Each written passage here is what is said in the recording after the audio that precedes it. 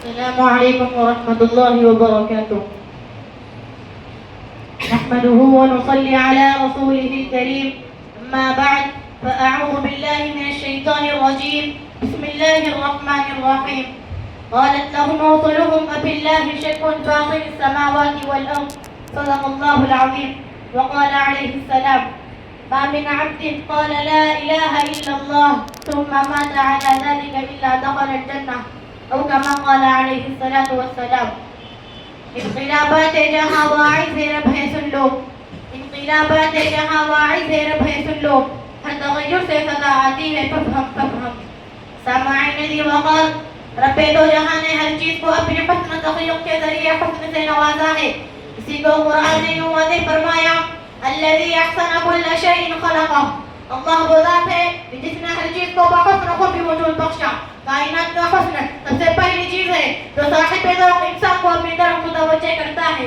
اس کائنات کے ہر جز سے حسن و زیبائی کا اظہار ہوتا ہے. غور کیجئے، یہ بھی تو ہو سکتا تھا کائنات تو ہوتی مگر اس پر حسن و جمال کا نقاب نہ ہوتا.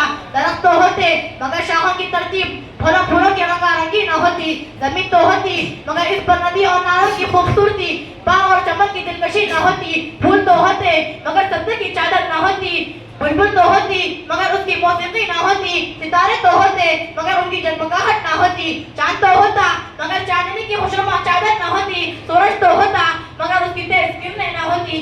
آنکھ تو ہوتی مگر نگاہ نوازی و بینائی نہ ہوتی. کان تو ہوتے مگر قوت سماعت و شنوائی نہ ہوتی. انسانی علم و نظر آج تک اس سوال کا جواب نہیں دے سکے کہ یہاں تخلیق کے ساتھ حسن کیوں ضروری ہے، مگر قرآن کا جواب دیتا ہے کہ سب کچھ اس لیے ہے کہ انسان حسن کائنات کا مشاہدہ کرے اور بے اختیار پکار اٹھے. فتبارک اللہ احسن الخالقین.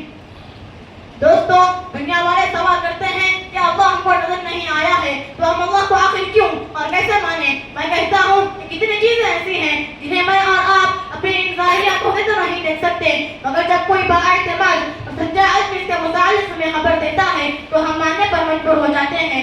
آخر یہی تو وجہ ہے کہ میں نے نیو یارک کو نہیں دیکھا مگر مانتا ہوں. میں نے سمندر سے جواہر یا باقی نکلتے نہیں دیکھا مگر مانتا ہوں. میں نے کوہ آتش فشاں کو نہیں دیکھا مگر مانتا ہوں. میں نے سونے کی کان آج تک نہیں دیکھی مگر مانتا ہوں. میں نے ایٹم بم کا عملی مظاہرہ نہیں دیکھا مگر مانتا ہوں. سورج کے گرد 1,07,000 کلومیٹر فی گھنٹے کی رفتار سے زمین کا گھومنا نہیں دیکھا مگر مانتا ہوں. سورج کے گرد ایک چکر میں 1 سال لگنا اور اس عرصے میں 96 کروڑ کلومیٹر کا سفر زمین کا طے کرنا نہیں دیکھا مگر مانتا ہوں. جتنی دیر میں انسان جھپکتا ہے اتنی دیر میں زمین کو 1,500 کلومیٹر سے زیادہ کا فاصلہ طے کرنا میں نے نہیں دیکھا مگر مانتا ہوں. سورج کی اس قدر وسعت جس میں 13 لاکھ زمینیں سما جائیں میں نے نہیں دیکھا مگر مانتا ہوں. میں نے حنف و خاں کو نہیں دیکھا مگر مانتا ہوں. میں نے چنگیز خان کو نہیں دیکھا مگر مانتا ہوں. میں نے غزالی و فارابی کو نہیں دیکھا مگر مانتا ہوں. میں کیوں مانتا ہوں؟ آپ سب کیوں مانتے ہیں؟ صرف اس لیے مانتے ہیں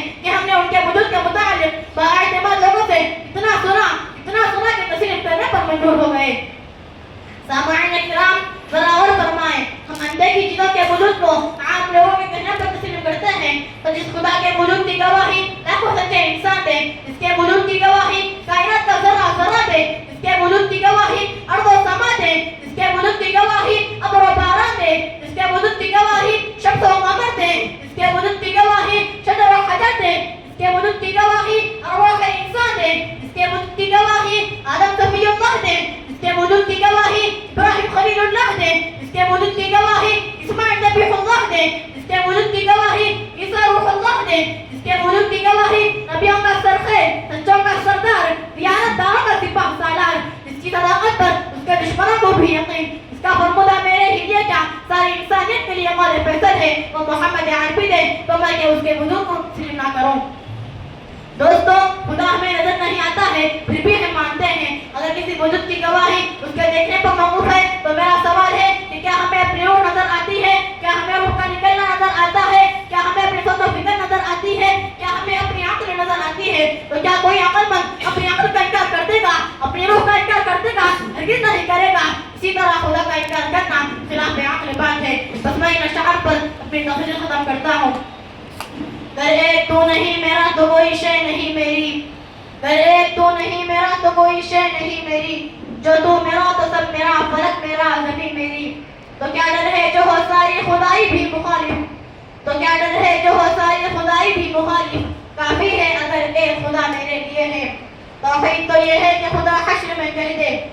توحید تو یہ ہے کہ خدا حشر میں کہہ دے کہ بندہ تو عالم سے خفا میرے لیے ہے. وآخر دعوانا الحمد للہ رب العالمین.